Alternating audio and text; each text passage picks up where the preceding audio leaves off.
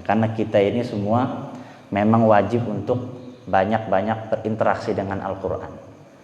Dan tujuan kita daripada interaksi tersebut tak lain dan tak bukan adalah taqarruban ilallah. Jadi untuk mendekatkan diri kita kepada Allah Subhanahu wa taala. Makanya kalau ada orang yang dia ngaji, dia baca Quran tapi rasa-rasanya makin jauh dari Allah, mungkin ada yang kurang tepat, ya, ada yang kurang tepat dalam pelaksanaannya. Nah, jadi kitab ini berbicara secara umum tentang bagaimana seharusnya menjadi seorang mukmin, ya, yang mana dia beriman kepada Al-Quran dan juga mempunyai karakter seperti apa yang sudah dituliskan di dalam Al-Quranul Karim. Gak banyak yang saya dapat baca tadi, cukup mukaddimahnya saja, tapi Masya Allah isinya ini sangat padat, ya, ringkas, dan gak ada yang namanya itu mujamalah. Jadi kalau mujamalah itu basa-basi. Jadi banyak, kalau orang Arab itu biasanya kalau ketemu tuh banyak basa-basinya. Jadi hayakallah, barakallahu fiik, masyaallah. Ngomong tuh begitu. Ini banyak basa-basinya. Ya sebenarnya bagus. Jadi kayak doa gitu ya, puji-pujian gitu. Memang mereka itu punya karakter itu demen dipuji. Makanya dulu zaman Nabi itu banyak penyair-penyair yang dia kerjaannya itu muji-muji orang. Dia muji-muji khalifah, nanti dikasih duit, ya, dikasih emas hasil dari muji-muji itu. Jadi kebiasaan itu mujamalah, banyak basa-basi. Tapi kitab ini enggak. Kitab ini sangat ringkas, padat, dan tajam. Isinya itu enggak hanya yang enak-enak didengar, tapi justru yang nampar-nampar. Yang nampar-nampar. Karena memang dalam dakwah juga, ya, para anbiya itu, para nabi itu, mereka enggak hanya menyampaikan hal-hal yang enak didengar. Ya. Jadi enggak selalu yang disampaikan itu adalah tentang surga, tentang syafaat, tentang kenikmatan-kenikmatan yang didapat nanti di akhirat gitu ya. Karena memang sudah tugasnya itu menyampaikan hal-hal yang baik dengan cara yang enak didengar ataupun dengan cara yang memang pahit didengar gitu. Maka Allah sampaikan dalam Al-Qur'an itu, innahum kanu yusari'una fil khairati wa yad'unana raghaban wa rahaba. Wa yad'unana raghaban wa rahaba. Ya, para anbiya ini berdakwah dengan rogoban. Rogoban itu artinya yang enak-enak didengar, rogbah, kemauan, keinginan yang pengen kita dengar itu apa. Jadi dakwahnya dengan nanti insya Allah masuk surga, di surga ada sungai yang mengalir dan bisa kita minum, ya. Ada sungai yang isinya air yang enak diminum, ada susu, ada madu, ada khomer juga, khomer yang bisa diminum, ya, khomernya bisa. Itu ada di dalam surat Muhammad, ya. Mathalul jannatil lati wa'idal muttaqun fiha anharu min ma'in ghairi asin wa anharu min labanin lam yataghayyar ta'muh wa anharu min khamril ladzatil lisyaribin wa anharu min asalin musaffa. Jadi ada empat sungai yang disebutkan di dalam Al-Quran. Ada sungai yang isinya air putih yang kalau kita minum itu seger, langsung hilang dahaga kita. Ada sungai yang isinya itu air susu, min labanil lam yataghayyar ta'muh, yang rasanya itu nggak bakal berubah, enak terus. Mau kita minum berkali-kali tetap enak. Nah, ada minuman khamril ladzatil lisyaribin. Khamr itu artinya mayukhammirul aql, atau minuman yang bisa menghilangkan akal, ya, atau minuman keras. Tapi kalau yang di surga ini enggak yuzilul akal, enggak menghilangkan akal, ya. Ini khusus dan itu boleh diminum. Jadi kita ini yang diharamkan minum khamr selama di dunia, nanti di akhirat dikasih sungai isinya khamr. Kemarin itu sempat ada yang diskusi sama saya, kawan itu nanyain tentang bir bintang yang 0% itu hukumnya gimana ya. Nah, saya coba cari-cari itu di kitab-kitab, terus lihat video-video ulama, ya, di YouTube. Ini menarik, ternyata memang ada khamr yang dia dibolehin. Ini wallahualam ya. Ternyata ada khamr yang dia dibolehin yang memang biasa diminum. Ya, di Arab itu ada khamr yang memang biasa diminum. Di fatwa Syekh Utsaimin itu mengatakan kalau khamr yang dijual di pasar kita, di pasar di Saudi itu tidak memabukkan dan itu boleh. Itu boleh. Selama memang tidak ada sifat memabukkannya. Jadi hilang sifat iskarnya itu, sifat iskar. Karena illat daripada tahrimul khamr itu adalah al-iskar. Kalau al-iskarnya hilang, zawalul illah, maka hukumnya juga hilang. Nah, itu nanti bisa dibahas lebih panjang lagi. Nah, itu jadi disediakan 4 sungai. Nah, itu kan enak-enak didengar. Ya kan? Kita kalau dengar itu rasanya pengen masuk surga cepet-cepet.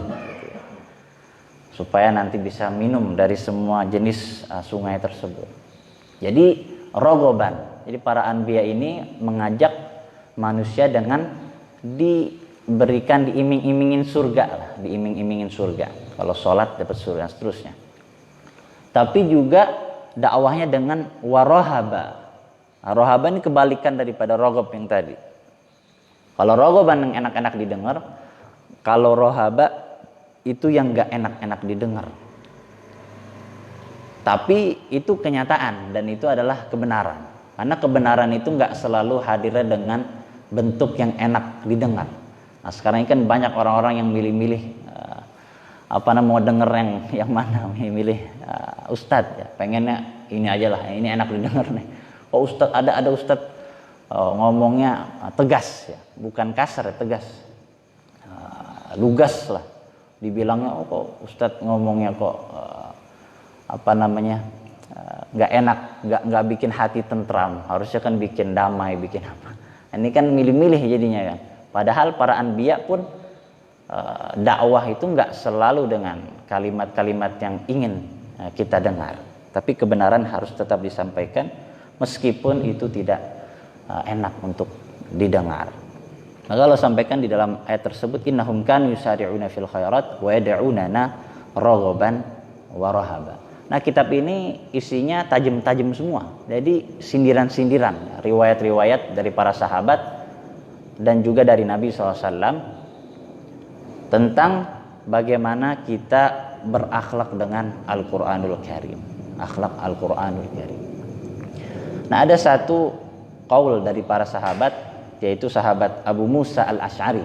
Nah, dia dikenal dengan Mizmar Ali Daud, Mizmar min Mazamir Ali Daud.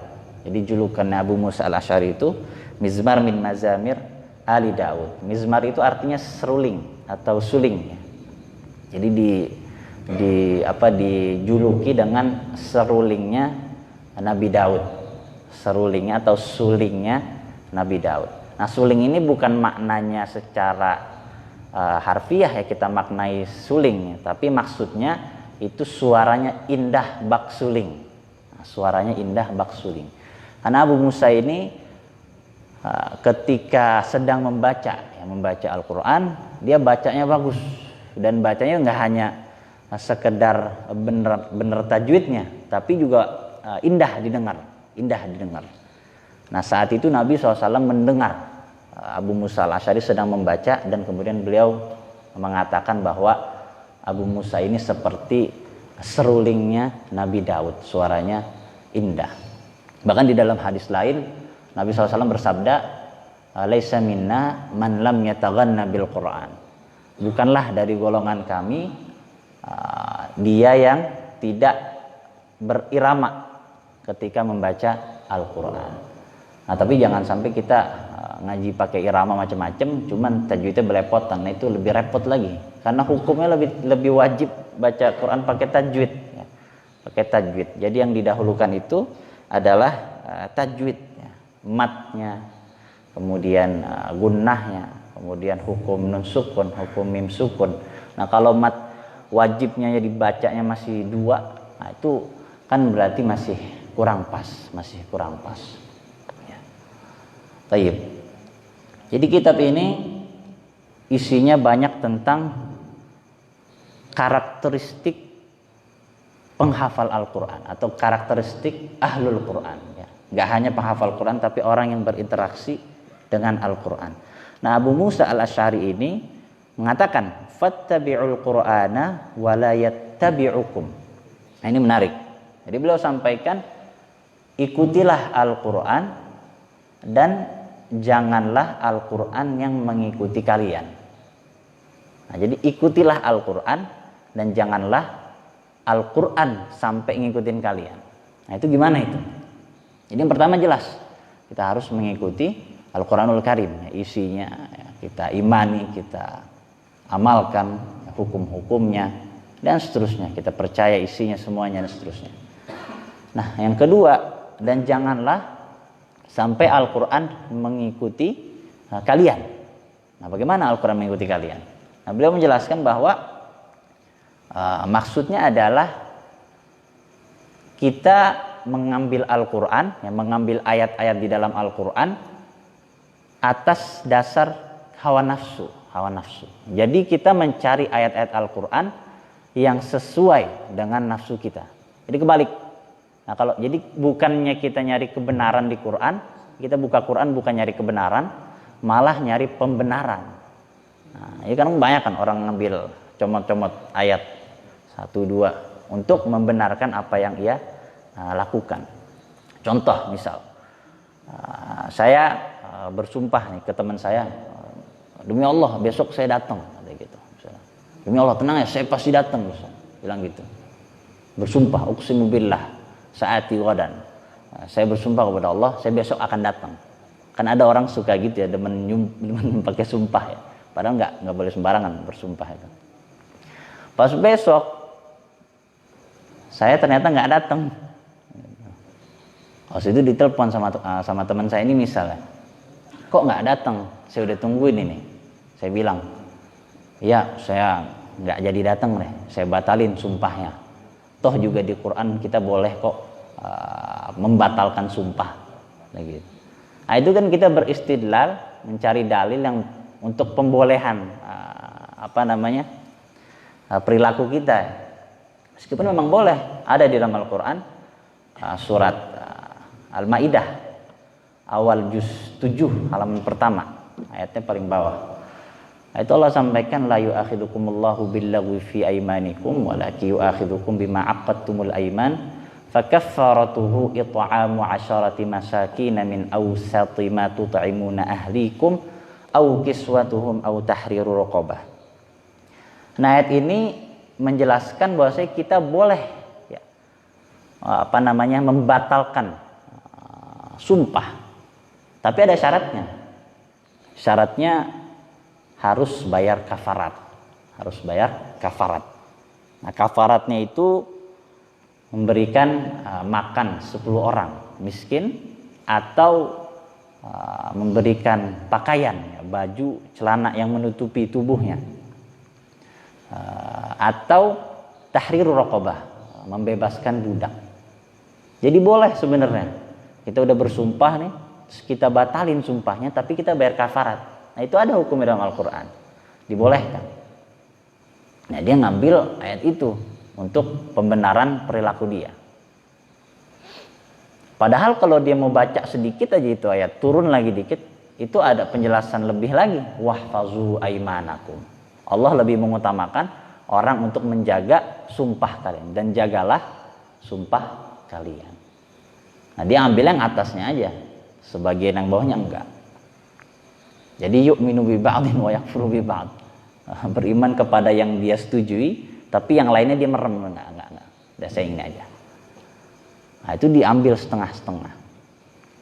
Boleh memang memutuskan qasam itu. Tapi lebih baik untuk menjaga qasam tersebut atau sumpah tersebut. Atau misal yang lain, ada seorang yang dia berdalil boleh menikah lebih dari 4, atau boleh menikah 4. Ini mohon maaf. Memang betul boleh dalam Al-Quran. Fankihu ma taba lakum minan nisa'i mathna wa thulatha wa ruba'. Itu kan ada di awal surat An-Nisa. Fankihu ma taba lakum minan nisa'i mathna wa thulatha wa ruba'. Maka menikahlah dari perempuannya 2, 3, 4. Dia bilang boleh. Ya memang boleh. Tapi kalau dia mau lihat lagi setelahnya, itu ada lagi penjelasannya. Fa in khiftum alla ta'dilu fawahidatan. Kalau misalnya takut nggak bisa adil, maka cukup satu aja. Nah, gitu. Atau ada juga yang beristidlal, ayat ini bilang kita boleh nikah itu sampai 9. Ini ada satu qaul syadz, tapi qaulnya matruk, nggak dipakai. Itu mengatakan bahwa kita boleh nikah sampai 9. Nah, karena memang di dalam ayat tersebut itu fankihu ma taba lakum minan nisa'i mathna wa thulatha wa ruba. Pakai waw ataf. Pakai waw. Jadi bukan pakai au. Kalau pakai waw ataf itu bisa dimaknai artinya penambahan. Jadi 2 tambah 3 tambah 4, 9. Apalagi Nabi istrinya 9 ya. Wah, cocok nih ayatnya. Sangat cocok. Beda kalau pakai au kan enggak. 2 atau 3 atau 4. Gitu. Jadi pilihan, takhir. Tapi kalau ini kan enggak. Nah, itu ada yang begitu. Ada qaul syadz, enggak dipakai qaul. Jadi mencari pembenaran. Padahal enggak boleh. Cuma 4 aja. Dan itu dikuatkan dengan hadis-hadis Nabi SAW. Jadi dia ambil ayat itu, tafsirkan sendiri, ditinggalin tuh hadis-hadis Nabi. Nah, itu kan bahaya jadinya. Jadi tafsirnya tafsir bira'yihi, tafsir dengan pendapat dia sendiri, itu udah parah ya. Karena orang yang dia sembarangan menafsirkan Al-Quran, kata Nabi SAW, falyatabawwa maq'adahu finnar. Allah sudah siapkan tempatnya itu di neraka. Jadi nggak bisa sembarangan orang bilang ayat ini nih maknanya begini, tafsirnya begini. Apalagi dia belum baca kitab ulama, para mufassirin. Karena Nabi SAW sudah menyampaikan orang yang berbohong, ya man kadzaba alayya, yang berbohong terhadapku, ya, terhadap Al-Quran, terhadap hadis Nabi, maka Allah sudah menyiapkan kursinya di neraka. Tempatnya udah ada di neraka buat dia. Nah, itu yang pertama. Jadi fattabi'ul Qur'ana wa la yattabi'ukum. Ya, jadi ikutilah Al-Quran dan jangan sampai Quran ini ngikutin hawa nafsu kita. Jadi kita memaksakan mencari ayat-ayat yang selaras dengan keinginan kita dan kita melupakan ayat-ayat yang lain. Kemudian ada riwayat dari Al-Hasan ya, dan juga dari Ibnu Mas'ud. Jadi beliau berkata, man ahabba an ya'lama ma huwa falyu'rid nafsahu 'ala al-Qur'an. Jadi jika ada seseorang yang ingin tahu bagaimana dirinya di mata Allah, ya, man ahabba, barang siapa yang ingin tahu, an ya'lama ma huwa, siapa dia di sisi Allah, faly'rid nafsahu 'ala al-Qur'an, maka hadapkanlah ia kepada Al-Qur'an. Jadi datangkan Al-Qur'an kepada dia. Jadi kalau ada orang atau kita, misalnya saya pengen tahu seberapa berharganya saya di mata Allah Subhanahu wa taala. Nah, datangin Quran, datangin mushaf.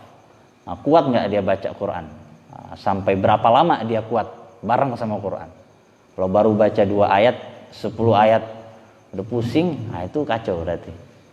Ya, atau baru baca 1 halaman, 2 halaman, udah capek, nah itu kacau. Di berapa lama dia bertahan baca Al-Quran, berapa lama dia bertahan bareng sama Al-Quran. Itu ada dulu ketika saya jadi imam, itu pas Ramadan biasa di Medang Lestari itu bacanya 1 juz kan, setiap taraweh 1 juz.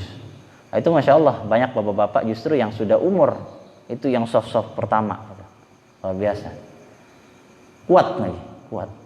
1 juz kan lumayan, kita kadang selesai itu jam berapa? Jam 9 lewat. Itu kuat sampai akhir. Padahal berdirinya aja udah gak lurus gitu, tapi kuat Masya Allah sampai akhir. Itu rutin sampai tanggal 25 nanti khotaman. Nah, sisa 5 juznya itu dipakai di Qiyamul Lail. Jadi satu pekan itu sekali kita qiyamul lail 1 juz. Nah, sisanya di tarawih. Nanti Madani kayak gitu mantep. Dikit-dikit aja, nggak usah langsung 1 juz, kaget orang 1 juz bubar, jamaahnya nggak ada. Dulu juga di sana itu awalnya itu setengah juz dulu. Nah, setengah juz kan 10 halaman kan. Kalau kita sholatnya berapa rakaat? 11. Bisa itu kan 1 halaman 1 rakaat. 1 rakaat sekitar 2-3 menit lah. Kalau bacanya standar. Kalau baca cepet ya bisa lebih cepet lagi. Gitu. Cuma memang kalau di sana itu nggak ada ini, yang nggak ada kultumnya. Ini cuma khusus sholat aja, Nah, itu udah banyak itu dipakai di mana-mana, di masjid-masjid di mana-mana udah banyak yang seperti itu. Nah, jadi itu ya, falya'rid nafsahu 'alal Qur'an. Maka coba berikan ia Al-Qur'an. Nah, seberapa lama dia kuat bertahan bareng sama Al-Qur'an itu. Nah, kalau baru sebentar aja berarti dipertanyakan. Kemudian ada riwayat dari Mujahid. Ya, Mujahid ini salah satu muridnya Ibnu Abbas. Ibnu Abbas adalah sahabat Nabi yang masyhur dengan julukan Turjumanul Quran, atau orang yang mampu menafsirkan Al-Quran, ahli dalam tafsir Al-Quran. Jadi Mujahid ini menafsirkan ayat alladzina atainahumul kitaba yatlunahu haqqa tilawati. Ini ada di surat Al-Baqarah juz 1 halaman ke-19. Jadi ketika beliau menafsirkan ayat yatlunahu haqqa tilawati, banyak yang menggunakan ayat ini sebagai ayat yang mewajibkan kita untuk membaca Al-Quran dengan benar, dengan tajwid. Nah, itu benar, nggak salah, yatlunahu haqqa tilawati. Tapi beliau sampaikan juga di sini bahwa maksudnya adalah ya'maluna bihi haqqa amalih. Jadi mengamalkan Al-Quran dengan sebenar-benarnya amalan. Jadi bukan hanya sekedar membacanya dengan benar, itu wajib, nggak usah ditanya lagi. Tapi lebih utamanya adalah ya'maluna bihi haqqa amalih, ya, mengamalkannya dengan sebenar-benarnya amalan. Jadi nggak hanya sekedar dibaca, apalagi ini nggak dibaca Qurannya. Jadi dibaca udah level harus kita kerjakan, ya. Apalagi bacanya dengan benar, itu sudah tidak perlu ditanyakan. Nah, yang lebih lagi adalah ya'maluna bihi haqqa amali, mengamalkannya dengan sebenar-benarnya pengamalan. Kemudian ada riwayat dari Atha, ya. Beliau sampaikan innamal Qur'anu ibar wa innamal Qur'anu ibar, sampai 2 kali. Jadi beliau sampaikan sesungguhnya Al-Quran ini terdapat di dalamnya ibar. Ibar itu jamak dari ibrah. Ibrah artinya pelajaran. Nah, sudah jadi bahasa Indonesia ibrah, ya. Semoga kita mendapatkan ibrah dan mau'izah dari kajian ini. Nah, itu kan biasa gitu kan. Ibrah ini udah bahasa Indonesia, pelajaran. Nah, Atha bilang innamal Qur'anu ibar wa innamal Qur'anu ibar. Sampai 2 kali diulang, ditakkid. Jadi kalau ada pengulangan dalam kata itu bermakna takkid atau taukid, dikuatkan. Artinya di dalam Quran ini banyak sekali ibrah. Tinggal kitanya aja yang mau gali ibrahnya apa enggak. Tinggal kitanya aja yang mau baca apa enggak. Karena di dalamnya sudah tersedia ayat-ayat yang menjelaskan seluruh kehidupan manusia. Nah, kemudian muallif kitab ini Imam Al-Ajuri. Jadi Imam Al-Ajuri ini beliau lahir tahun abad keempat Hijriah. Jadi jauh sebelum Imam An-Nawawi. Kalau Imam An-Nawawi itu kan tahun abad ke-6 atau 7. Beliau yang menulis At-Tibyan fi Adabi Hamalatil Quran, yang masyhur di kalangan masyarakat khususnya Indonesia. Nah, padahal jauh sebelum itu sudah ada kitab yang menulis tentang akhlak Ahlul Quran, yaitu Imam Al-Ajuri di abad ke-4 Hijriah. Nah, beliau juga menuliskan riwayat-riwayat dari Nabi SAW, di antaranya riwayat yang masyhur yaitu dari Anas bin Malik. Anas bin Malik ini khadimnya Rasulullah SAW. Jadi beliau bertugas sebagai yang membantu urusan kehidupan keluarganya Rasul sallallahu alaihi wasallam. Jadi pembantu yang paling mulia nanti di akhirat itu Anas bin Malik radhiyallahu anhu. Nah, beliau sampaikan qala Rasulullah sallallahu alaihi wasallam lillahi minan nasi ahlun qila man hum ya Rasulullah qala ahlul qur'ani hum ahlullahi wa khassatuh. Jadi beliau Nabi SAW menyampaikan bahwasanya Allah Subhanahu wa taala memiliki keluarga dari golongan manusia. Nah, ini jangan kita maknai secara harfiah ya. Kalau kita maknai secara harfiah kacau jadinya. Jadi Allah punya keluarga beneran dari golongan manusia.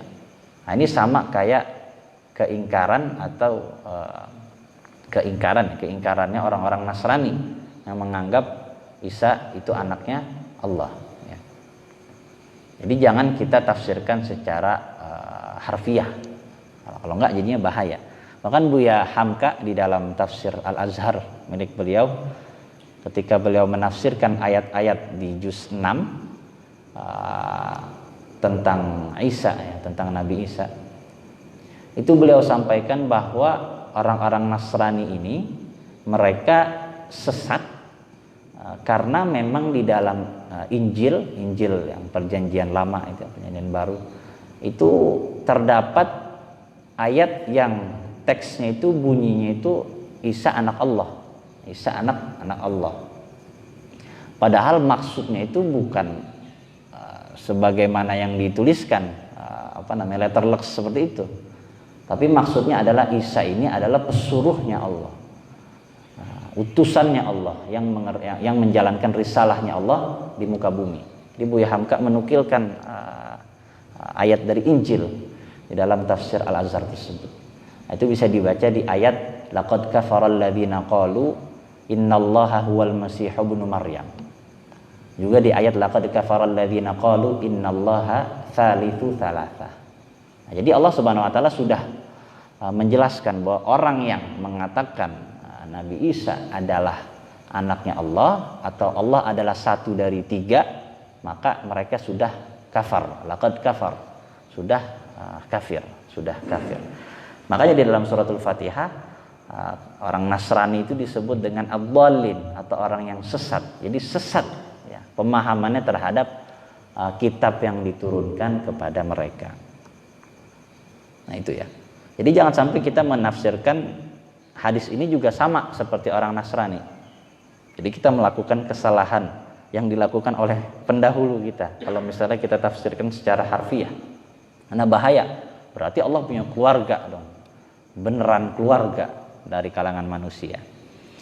Nah, tapi nggak seperti itu. Nah, keluarganya seperti apa? Nah, para sahabat menanyakan hal tersebut kepada Rasulullah SAW. Man hum ya Rasulullah? Siapakah mereka wahai Rasulullah? Qal ahlul qur'ani hum ahlullahi wa khassatuh. Nah, di sini masyhur sering kita dengar. Mereka adalah keluarga Al-Qur'an, ahlul Qur'an hum ahlullahi wa khassatuh. Mereka adalah keluarganya Allah dan orang-orang yang Allah khususkan.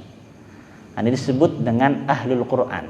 Jadi ada ahlul Qur'an, ada hamalatul Qur'an, ada sahibul Qur'an atau ashabul Qur'an. Jadi penyebutannya ada banyak di dalam hadis-hadis Nabi SAW. Yang pertama ini adalah ahlul Quran atau keluarga Al-Quran. Nah, kalau kita udah jadi keluarganya Allah, otomatis insya Allah dengan izin Allah apa-apa segalanya jadi mudah. Insya Allah segalanya jadi mudah. Kemudian ada riwayat dari Abdullah bin Amr. Ani Nabi sallallahu alaihi wasallam qal yuqalu li sahibil Quran. Nah, ini dengan bentuknya sahibul Quran atau sahabat Al-Quran, teman. Sahib itu teman, sahib. Makanya udah jadi bahasa Indonesia ini kan sahib saya nih. Sahib itu teman. Sahibul Quran itu sahabat Al-Quran atau orang yang dekat dengan Al-Quran. Iqra' wartaq warattil kama kunta turattil fid dunya fa inna manzilataka 'inda akhiri ayatin taqra'uha. Nah, ini perintah kepada sahibul Quran, orang yang senantiasa membaca Al-Quran. Itu disuruh baca di akhirat, wartak, dan disuruh naik sesuai dengan ayat yang ia baca. Warattil, jadi bukan hanya baca. Kalau tadi udah disebutin iqra, bacalah. Kemudian naiklah, warattil. Nah, ada disebutkan dan bacalah dengan tartil. Jadi bukan hanya sekedar baca belepotan aja, tapi bacanya juga harus tartil. Nah, bacanya juga harus tartil. Nah, makanya di sini para ulama mengatakan wajib kita membaca Quran dengan benar, karena memang yang diperintahkan adalah warattil, membacanya dengan tartil, baca dengan tartil.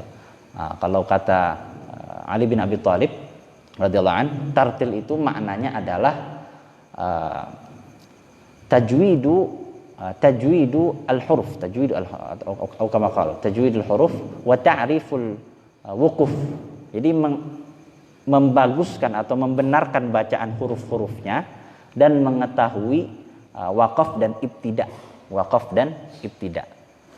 Nah, jadi permasalahan yang saya hadapi ketika mengajarin anak-anaknya baca Quran atau menghafal Quran, itu biasanya mereka masih susah, bingung berhentinya di mana, mulainya di mana, waqafnya di mana, ibtidanya di mana. Apalagi anak-anak biasanya nafasnya pendek, jadi kepotongnya itu banyak. Kemudian nanti pas mulainya bingung. Gitu. Memang kalau dalam masalah waqaf ibtida ini kita dianjurkan untuk mengikuti tanda baca yang ada di dalam mushaf, Jadi nggak bisa sembarangan kita berhenti itu selanjut aja, enggak. Tapi mengikuti tanda baca yang ada di mushaf. Nah, di mushaf itu ada tanda baca qaf lam, shad lam, ada mim, ada lam alif, ada jim. Ya. Kalau qaf lam itu wajib lebih baik berhenti, tapi boleh melanjutkan. Tapi lebih baik berhenti. Itu kalau ada qaf lam, yang kecil itu tandanya. Kemudian kalau shad lam itu lebih baik melanjutkan, boleh juga berhenti. Cuma lebih baik melanjutkan. Kalau jim itu di antara keduanya. Boleh berhenti, boleh melanjutkan. Kalau lam alif itu nggak boleh berhenti sama sekali. Lanjutkan. Makanya kalau di surat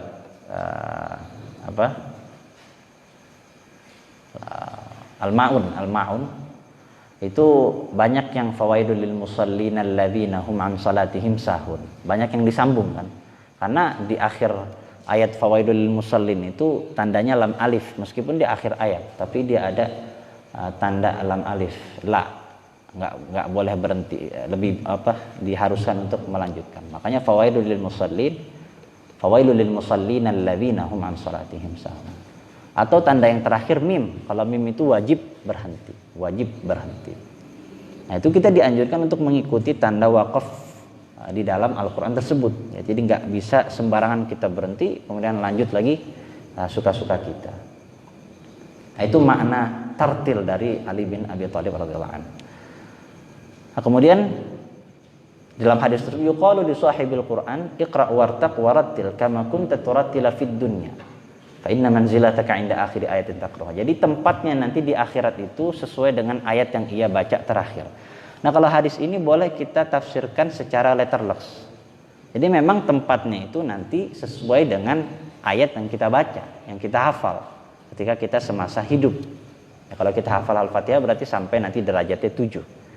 Nah, kenapa boleh ditafsirkan berikut? Karena memang ada riwayat dari Ummu Darda yang menanyakan langsung kepada Rasulullah tentang tempatnya penghafal Al-Quran di dalam surga nanti. Dan beliau menjelaskan bahwa tempatnya sesuai dengan ayat terakhir yang ia baca. Jadi benar-benar sebagaimana yang disebutkan di dalam hadisnya. Fa inna manzilataka 'inda akhir ayatin taqra'uha. Nah, kalau hafalnya ada surat Al-Baqarah berarti dapatnya berapa? 286 ayat. Ditambah Ali Imran jadi berapa? 500 ayat. 486. Terus sampai 6.236 ayat. Nah, ada yang mengatakan ayat Quran itu 6.666. Ya, sering dengar ya. 6.666. Wallahu alam, ini kalau yang saya cari tahu ya. Ini riwayatnya ini ternyata asal muasalnya itu dari orang Syiah. Nah, mereka itu berdalil bahwasanya Abu Bakar dan Umar itu mereka berdua menyembunyikan ayat-ayat Allah. Jadi ada ayat-ayat yang disembunyikan sama Abu Bakar sama Umar. Nah, kalaulah Abu Bakar dan Umar menyampaikan ayat-ayat tersebut, maka jumlah ayat Quran ada 6.666. Itu dari mereka riwayatnya. Tapi yang rajih, yang kuat adalah Al-Quran isinya 6.236 ayat. 6.236 ayat. Nanti bisa dihitung sendiri coba. Di mushaf kan ada tuh, tinggal dijumlah pakai kalkulator. Ya. Karena memang kenapa ada perbedaan di 6, ada yang 6.200, ada yang 6.300. Karena memang ada ayat yang dianggap satu ayat, padahal dia dua, ada yang lebih. Jadi ada satu ayat yang dia dianggapnya itu dua ayat gitu. Nah, itu yang bikin beda. Karena riwayatnya beda-beda. Tapi yang paling rajih di mushaf itu 6.236 ayat. Nah, kemudian hadis yang terakhir, hadis yang paling masyhur, yang paling sering kita dengar, itu hadis dari Utsman bin Affan, khairukum man ta'allamal Qur'ana wa 'allamah. Yang paling baik adalah yang belajar dan mengajarkan Al-Qur'an.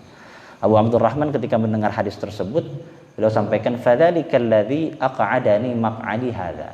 Jadi beliau ketika mendengar hadis tersebut, beliau mulai belajar dan mengajarkan Al-Qur'an itu di masjid, ya, Masjid Nabawi itu. Ada satu tiang, dia duduk di situ belajar dan mengajarkan Al-Qur'an sampai 72 tahun. Dia duduk di situ. Maksudnya nggak duduk melulu gitu, pulang gitu. Cuma dia setiap hari duduk di situ belajar dan mengajarkan Al-Qur'an.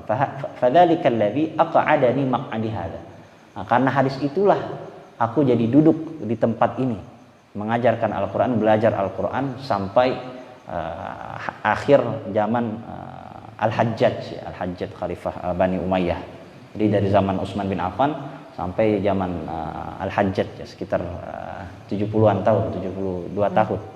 Lama. Hanya karena mendengar hadis tersebut. Jadi para sahabat ini luar biasa, imannya itu levelnya itu tingkatnya jauh banget. Mereka dengar hadis satu langsung diamalin. Amalinnya pun enggak kira-kira. Amalinnya tingkatnya jauh banget. Kalau kita dengar hadis satu diamalin oke, bentar ya kan. Tapi besok lupa. Gitu. Dengar fadail Quran, baca Quran ini luar biasa. Pahalanya banyak, tapi besok udah lupa. Udah enggak inget lagi. Masya Allah. Hujannya. Saya pikir itu saja ya. Ringkas, padat, sebagai tasjid penyemangat kita untuk lebih semangat lagi dalam berinteraksi dengan Al-Quranul Karim, karena masih banyak hal yang belum kita ungkap dalam Al-Quran, dan waktu kita, umur kita ini di dunia ini sangat singkat. Kita nggak tahu kapan ajal menjemput. Walikulli ummatin ajal, fa idza jaa ajaluhum la yastakhiruna sa'atan wa la yastaqdimun. Kullu nafsin dha'iqatul maut wa innama tuwaffawna ujurakum yaumal qiyamah. Kita nggak tahu kapan ajal kita menjemput, ya. Dan selalu kita mempersiapkan diri untuk memperbaiki diri dan tentunya memperbanyak interaksi kita dengan Al-Qur'anul Karim. Tayyib, mungkin ada yang ingin sharing, silakan Bapak. Ada yang Assalamualaikum warahmatullahi wabarakatuh. Waalaikumsalam. Ustaz, paling yang ingin saya tanyakan terkait dengan khamr. Oh. Untuk bagian yang halal itu. Itu dalam Al-Quran atau hadis itu yang mengatakan bahwa pemburuan maisir namanya syaitan kan ya. Ya. Termasuk perbuatan-perbuatan setan. Kategori khamr di sini ini apa sesuai pada zaman Rasulullah atau yang definisinya maksudnya, atau setiap yang memabukkan itu adalah khamr, atau kandungannya itu harus tertentu sekian-sekiannya. Jadi kalau di sini kan ada bir, ada kuah, ada segala macam lah. Itu dikategorikan khamr semua atau memang yang namanya khamr itu ini? Gitu. Istilahnya disebutkan penjelasannya itu. Nah, Ya, terima kasih banyak untuk pertanyaannya. Jadi bahasannya tentang Al-Quran yang ditanya fikih.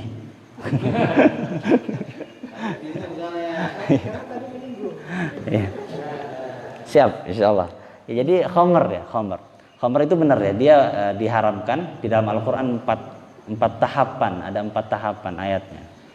Ada di dalam surat Al-Baqarah, ada di dalam surat An-Nisa, dan di dalam surat Al-Maidah terakhir itu innamal khamru wal maisru wal ansabu wal azlamu rijsum min amali syaitan. Itu ayat khamr itu setelah ayat tentang qasam tadi yang saya sebutin tentang sumpah.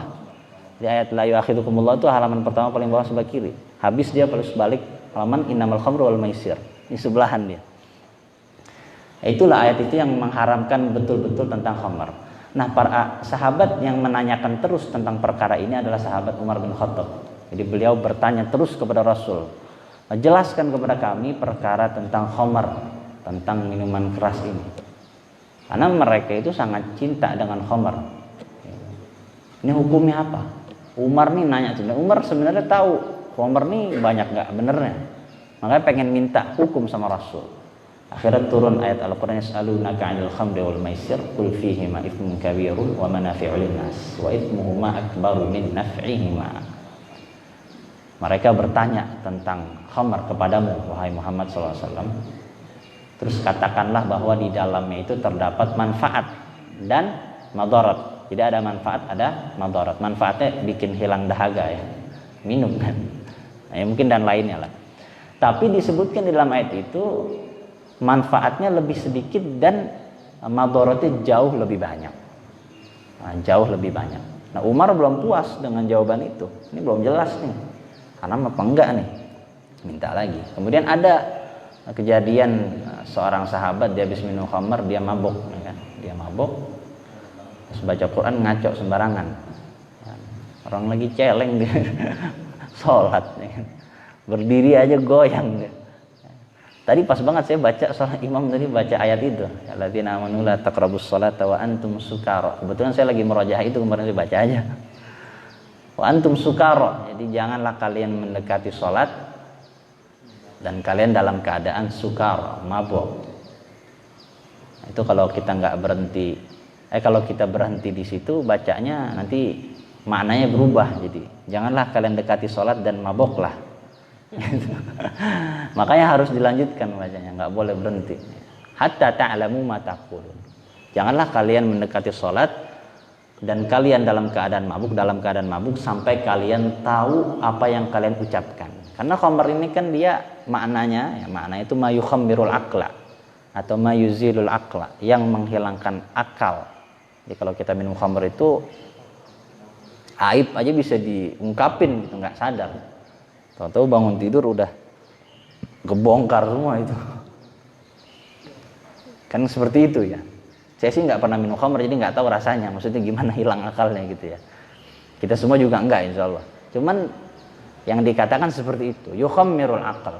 Jadi dimainkan akal itu seperti hilang, nggak sadar. Makanya kalau dalam ayat itu hatta ta'lamu ma taqulun, sampai kalian tahu apa yang kalian katakan.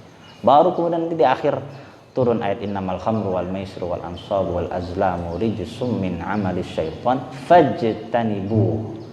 Maka tinggalkanlah. Sungguhnya khamr, judi, mengundi dengan anak panah, azlam, itu rijsum min amali syaitan, pekerjaannya setan itu. Maka tinggalkanlah. Haramlah khamr. Haram khamr. Saat itu bahkan para sahabat langsung ngebuang khamr itu di jalan-jalan, banyak sampai penuh dengan air khamr di jalan-jalan. Nah, khamr itu haram, sudah jelas hukumnya. Nah, bagaimana dengan tadi ya, ada tuak, ada apa lagi tuh? Ada bir, ada vodka, ada gin, ada apa topi miring, apa topi ngecel ya. Macam-macam lah ya. Minuman-minuman keras itu. Bagaimana hukumnya? Nah, itu hukumnya semuanya itu dikiaskan dengan khamr, Jadi kalau ada hukum yang dia ada sesuatu hal, ada hal yang baru, yang dia nggak ada hukumnya, yang kemudian ada perkara yang dia sudah ada hukumnya dulu zaman Nabi, dan perkara itu mirip dengan perkara yang sekarang, itu bisa dikiaskan. Jadi kias itu adalah satu dalil dari usuluddin, ya, dalil-dalil yang bisa kita pakai untuk berhujjah dalam agama. Ya, ada Al-Quran, kemudian ada As-Sunnah, hadis Nabi SAW, kemudian ada Al-Ijma' kesepakatan atau konsensus ulama, ya, atau para sahabat. Kemudian ada qiyas, itu yang 4 dalil yang muttafaq, 4 dalil yang disepakati oleh para ulama, nggak ada khilaf. Nah, ada dalil-dalil yang mukhtalaf fiha, yang terdapat khilaf, diantaranya ada istishab, ada istislah, ada istihsan, ya. Kemudian ada syara' man qablana. Nah, itu nanti lagi bahasannya. Nah, qiyas ini digunakan untuk khamar tadi. Di khamar ini itu hukumnya haram. Kemudian ilatnya atau sebab tahrimnya, sebab pengharaman khamar itu, sebagian besar ulama mengatakan adalah al-iskar. Al-iskar itu memabukkan. Jadi karena khamr ini memabukkan, maka hukumnya haram. Nah, dari situ para ulama beristinbat, ya, mengambil kesimpulan, ya, kalau ada minuman yang dia memabukkan, maka dia dikiaskan dengan si khamr tadi. Nah, hukum yang dikiaskan, al-maqis itu yang dikiaskan minumannya, itu sama dengan hukumnya si khamrnya. Jadi dalam kias itu ada rukun-rukunnya. Ada al-aslu, asalnya, itu barang asalnya apa, kemudian hukum asalnya apa, kemudian al-maqisu alai, yang dikiaskan itu apa, dan yang terakhir itu illatnya, illat tahrim atau illat hukumnya itu apa. Ini jadi belajar usul fiqh, ya. Nah, jadi sebagian besar ulama, enggak semuanya, ini mengatakan bahwa khamr ini illatnya itu al-iskar, memabukkan. Nah, ada minuman vodka, dia memabukkan. Kita minum langsung celeng. Sama persis kayak khamr. Dia punya sifat yang sama, yang itu al-iskar. Nah, sifat yang sama itu juga harus sifat yang memang menjadi sebab tahrim si khamr tersebut. Bukan sifat yang lain. Misalnya khamr ini kan bentuk rasanya misalnya manis ya. Misal. Terus ada minuman es jeruk rasanya manis. Oh, haram ya. Karena sama. Enggak seperti itu. Jadi kiasnya enggak dengan sifat sembarangan, tapi dengan sifat tertentu yang disepakati ulama. Nah, sebagian besar ulama mengatakan sifat khamr yang menjadi illat tahrimnya adalah iskar. Bagaimana kita mengetahui sifatnya itu iskar? Terdapat di dalam ayat-ayat Al-Quran dan hadis. Sebutkan, ya alladzina amanu la taqrabus salata wa antum sukara. Itu enggak disebutin khamrnya, tapi disebutinnya apa? Sukara. Mabok dia. Karena mabok dia enggak boleh sholat. Karena iskar. Jadi seperti itu, ya. Ini kalau turunan daripada. Jadi kalau kita bilang ada bir nih, bintang misal, itu bukan khamr deh, tapi dia sejenis sama khamr, maka dia nggak boleh juga diminum. Nah, kalau masalah bintang yang 0% atau yang 2%, kan ada ya, 5%, sedikit lah. Itu bagaimana hukumnya? Itu Allah Ta'ala alam. Kalau memang tidak ada sifat yang memabukkan di dalamnya, hilang iskarnya, seharusnya hilang juga hukum haramnya. Apalagi memang alkoholnya nggak ada. Alkohol itu kan dia beda sama khamr, nggak sama, ya. Syekh Hasan Didu beliau mengatakan bahwa khamr itu beda dengan alkohol. Alkohol itu zatnya haram, ya. Karena alkohol itu dia sifatnya itu lebih kuat daripada khamr dalam dia dipakai biasa untuk obat, untuk bius dan sebagainya, gitu. Bukan untuk konsumsi sehari-hari. Nah, kalau misalnya ada minuman yang dia dicampurkan setetes alkohol, nah itu bagaimana hukumnya? Nah, ini para ulama khilaf juga. Saya lupa kaulnya siapa ya. Kalau nggak salah qaul Ibnu Taimiyah atau Utsaimin, saya lupa. Saya nggak berani nisbatin qaul kalau saya lupa. Tapi intinya ada qaul yang mengatakan air di minuman tersebut selama dia mengikuti ini hukum dalam toharoh air. Ya, kemarin kalau nggak salah bahasan sama Ustadz Bani tentang air ya. Air saya lihat di grup. Saya waktu itu pergi nggak ada. Itu kalau airnya itu dia nggak berubah rasanya, nggak berubah warnanya, nggak berubah baunya, itu dia nggak apa-apa diminum atau untuk pakai buat tohar. Tapi kalau dia berubah, maka nggak boleh. Nah, misalnya di minuman ini dia nggak ada perubahan, ditetesin alkohol juga nggak ada rasa maboknya, nggak ada bau yang nggak berubah segala macam. Nah, itu banyak yang mengatakan kalau itu boleh diminum. Tapi kalau mau lebih aman, kita tunggu aja label halal MUI di bintang itu. Kalau ada ya berarti bisa. Itu lebih aman. Karena ini kan perkara samar-samar ya. Baina wa baina, kita nggak bisa menghukumi meskipun kita minum nggak mabuk. Tapi kan kita nggak tahu. Jadi lebih baik kita menunggu label halal MUI. Itu saran saya. Meskipun memang ada beneran khamr yang boleh. Ya, di Saudi itu ada ya, khamr yang boleh diminum dan memang halal. Tapi kalau untuk yang di Indonesia ini kita menunggu label halal dari Majelis Ulama Indonesia. Jadi seperti itu kira-kira Pak ya. Kurang lebih seperti itu. Wallahu taala alam bissawab. Baik. Silakan kalau ada yang mau sharing lagi. Ya, ini dulu. Bisa dekat dengan Al-Quran. Mungkin minta tipsnya aja biar terutama anak-anak biar lebih dekat dengan Al-Quran, tipsnya gimana ya biar. Baik. Ya mungkin tips ya, kalau tips insya Allah ringkas. Kalau tips ini saran saya itu setel aja murattal di pagi. Misalnya bangunnya agak susah nih, setel aja murattal. Atau pas mau tidur itu saya setelin murattal. Adik saya kalau mau tidur itu yang kecil itu saya setelin murattal. Meskipun dia belum, ya masih kecil kan, cuman dari kecil saya udah biasain itu. Terus setiap habis maghrib itu TV mati aja, TV mati, terus HP mati. Ya kita bikin jadwal sendiri buat keluarga. Itu saya dari kecil udah biasa kayak gitu. Jadi otomatis saja ketika udah masuk maghrib berhenti kita main HP segala macam, ngaji aja. Gitu. Pertama mungkin susah ngebiasain diri, tapi insya Allah nanti lama-lama kalau dipaksa akan bisa. Gitu. Sama aja kan kayak kita ngajak anak ke masjid ya. Itu kan mungkin awalnya apalagi subuh kan susah ya kan. Tapi saya lihat sini ada beberapa anak-anak yang sholat subuh di masjid. Nah, itu bagus itu dibiasakan dari kecil supaya nanti kedepannya bisa otomatis sendiri begitu. Lama-lama akan hadir kesadaran. Dan juga kita sebagai orang tua, saya bukan orang tua ya.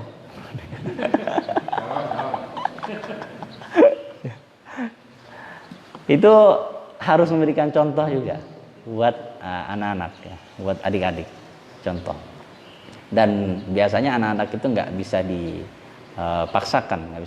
Ada adik saya perempuan hafal Quran juga 15 juz. Tapi masya Allah males minta ampun murojaahnya. Nggak tahu dah itu hafalan udah kemana tahu ya. Itu kadang kita ada aja ujiannya kan. Nah, tapi kita tetap memberikan contoh yang baik. Kita tetap baca Quran setiap hari rutin. Jadi kayak otomatis gitu. Habis maghrib kita ngaji kenceng aja, nggak usah takut-takut ngaji yang kenceng. Jadi kalau ada anak nyalain TV kan kita bisa, kita lagi ngaji masa nyalain TV gitu. Kita lagi ngaji masa malah main apa. Jadi sudah dijadwalkan, ada jadwal khusus kita untuk sama Quran. Entah itu misalnya ba'da subuh atau ba'da maghrib ya, atau ba'da isya, itu serah waktunya gimana baiknya gitu. Dan coba kasih lihat video-video ke anak-anak, biasanya anak-anak kan demen nonton video-video tentang anak-anak yang hafal Quran yang kecil-kecil. Itu banyak kan, ada Musa, ada segala macam, itu kan banyak. Itu masya Allah tuh, kecil-kecil tapi udah hafal Quran. Ya meskipun memang kadang bacaannya masih agak cadel apa segala macam, itu kan ada ya. Kayak Musa itu kan masih agak cadel tapi hafal Quran lancar banget hafalannya masya Allah. Nah, itu bagus, bisa menambahkan kita motivasi buat anak-anak untuk ngafal Quran. Makanya saya kalau setiap ngajar itu saya selalu di akhir itu sesinya ada khusus untuk diskusi sama mereka, nanyain, ini hafalannya gimana nih, murojaah nggak di rumah, sama orang tuanya setoran nggak, Karena penting sekali peran orang tua itu. Kalau cuman kita aja yang berjuang di lembaga tahfiznya, ya nggak bisa. Karena orang tua yang paling banyak waktunya di rumah. Guru hanya mengajar ketika waktunya memang untuk mengajar, dan itu sedikit.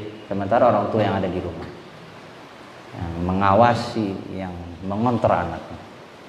Mungkin tipsnya kira-kira seperti itu ya Pak. Jadi dijadwalkan ada waktu khusus buat keluarga untuk menghafal Quran, untuk baca Quran. Misal kalau hari Senin misalnya baca surat An-Naba misalnya, ayo dijadwalin aja. Besok surat apa? Saya kalau hafalan itu saya ada wiridnya. Jadi misalnya kalau bacaan dari awal itu memang selalu dibaca dari juz 1 sampai 30 itu udah rutin. Tapi saya biasanya ada wiridnya. Kayak misalnya tergantung saya pengen misalnya pekan ini saya juz apa. Nah, pekan ini saya lagi juz 28, jadi ganti-ganti Al-Mujadalah nanti lanjut. Setiap hari itu satu surat aja, kan pendek. Al-Mujadalah cuma 1, 2, 3, 4, 3,5 halaman. Ya. Dia ada wirid, kapan aja dibaca. Serah, nah itu dijadwalin. Kira-kira seperti itu. Jadi dijadwalin, kasih video-video tentang anak-anak yang hafal Quran itu insya Allah bisa ngebantu sedikit. Kira-kira seperti itu ya Pak ya.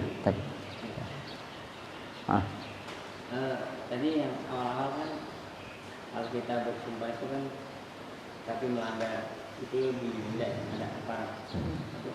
Kalau berjanji saja itu ada perbedaannya. Ya. Dan kalau saya datang dia nggak bersumpah. Baik. Ya. Jazakallah khairan untuk pertanyaan. Nah, ini sebenarnya mirip-mirip tapi beda ya. Janji yang tanpa sumpah dengan sumpah itu beda ya. Itu beda.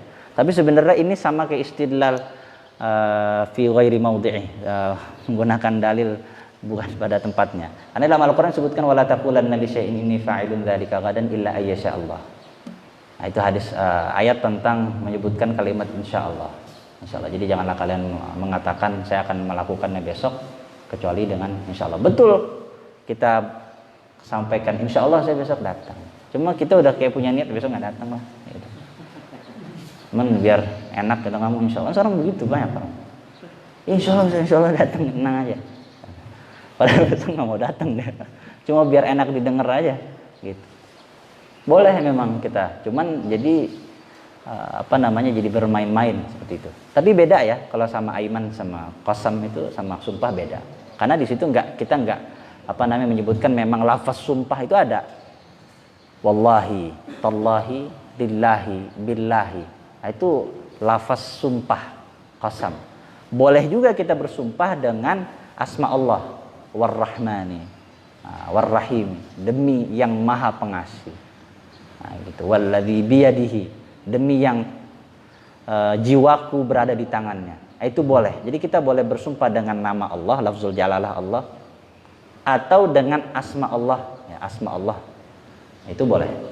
Yang enggak boleh itu kita bersumpah seperti di Quran, misalnya wal fajri, ya, wal laili, itu kan maknanya dan demi malam, itu nggak boleh. Itu ayat Quran, tapi kita nggak boleh bersumpah dengan tersebut. Nah, cuma Allah saja yang boleh. Gitu. Nah, tapi kita boleh dengan asma Allah yang lain. Nah, beda sama tadi ya, dengan kalimat insya Allah itu beda lagi. Nah, itu tidak ada kafarat di dalamnya. Nggak ada kafarat. Kafarat ini khusus untuk sumpah, Allah Ta'ala alam bissawab. Baik. Kira-kira ada lagi atau kita cukupkan? Cukup ya kira-kira. Baik. Kurang lebihnya saya mohon maaf. In uridu illa al-islaha mastata'tu wa ma taufiqi illa billah alaihi tawakkaltu wa ilaihi unib. Subhanakallahumma bihamdika asyhadu an la ilaha illa anta astaghfiruka wa atubu ilaik. Assalamualaikum warahmatullahi wabarakatuh.